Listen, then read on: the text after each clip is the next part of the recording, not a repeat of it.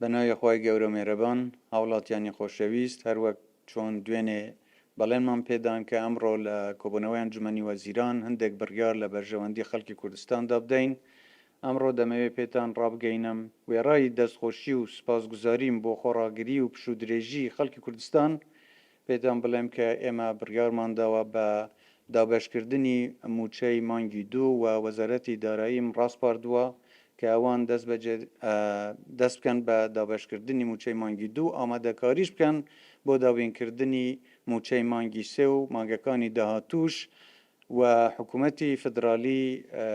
لە بەغداش ئێمە دەخینە بەرپرسیارەتیەکی دەستوری و ئەخلاقی کە ئەو بەڵێنەی بە ئێمەیان داوە جێبەجێ بکەن بۆ داوینکردنی موچەکان. ئەو ئەرکەی لەسەر شانی هەرێمی کوردستان بووە هەمومان جێبەجێ کردووە بە سوپاسەوە وەزارەتی دارایی ئەنجومەنی وەزیران وەزارەتە مانیەکان هەموو کاری پێویستیان کردووە بۆ ئەوەی هەموو ڕێکارەکان بگرنە بەر و هەموو ئەو بیانوانەی کە تاکو ئێستا بەکارهێنراون هەمویان نایەڵن و ئەوەی لەسەر شانی ئێمە بوو ئەنجاممانداوە و هیواداری نەمە ببێتە قۆناغێکی نوێ بۆ ئەوەی موچەکان لە کاتی خۆی و وەکو پێویست دابەش بکرێن. هەروە لە بەرژەوەندی خەڵکی کوردستان ئێمە هەندێک بڕیاری ترمان لە ئەنجومەنی وەزیران داوە بۆ ئەوەی بتوانین ئەم بارە قورسە ناهەموارە ئابوووریەی کە کەوتوتە سەرشانی خەڵکی کوردستان تۆزێک بۆیان سوک بکەینەوە. بڕیارمان داوە کە وەزارەتی شارەوانی و گەشت و گوزار دەست بکات بە تەرخانکردن و دابەشکردنی زەوی بەسەر هەموو ئەو فەرمانبەرانەی کە تاکو ئێستا لە حکوومەت سوودمەند نەبوون.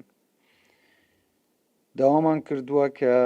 داشکاندن بکرێ لە پارەی کەلەکەبووی کارەبا بە ڕێژەی 20%. ئێمە وەزارەتە مانیەکانمان ڕاستپاردووە بۆ ئەوەی ئەمە بکەن هەروەها بۆ داشکاندنی 20% لە سزای کەلەکەبووی مرور و داشکاندنی 50% لە ڕسوماتی هێنانی گۆشت هەروەها داشکاندنی 20% لە کرێی خوێندنی پارالێل لە زانکۆ و پەیمانگە حکوومیەکان و لێخوشبوونی سزا لە دواکەوتنی بەشداری دەستەبەری کۆمەڵایەتی و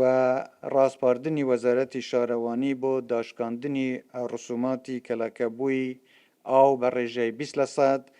و داشکاندنی ڕسوماتی شارەوانی بە تایبەت کرێی کرێچیەکان هی وەزارەتی شارەوانی ئەوانیش بە هەمان شێوە بە ڕێژەی 20% و لێخوشبوون لە سزای دواکەوتنی باش لەلایەن پیشەوەران و کاسبکاران و کەم دەرەمەتان. هیوادارم ئەم هەنگاوانە و ئەم بڕیارانە بتوانن تا حدێک یارمەتی خەڵکی کوردستان بدەن.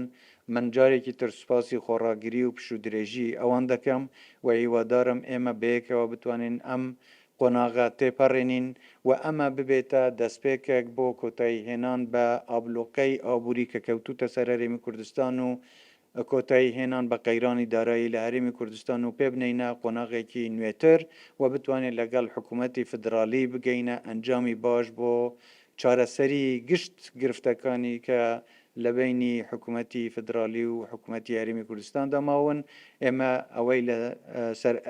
شانی ئێمە و ئەرکی ئێمە جێبەجێمان کردووە و بەردەوامیش دەبین لە هەوڵەکانی خۆشمان بەردەوام دەبین وای بتوانین زیاتر لە خزمەتی خەڵکی کوردستاندا بین. ئێوە هەر شاد و سەرکەوتوو بن، کوردستانیش هەر ئاوەدان بێت.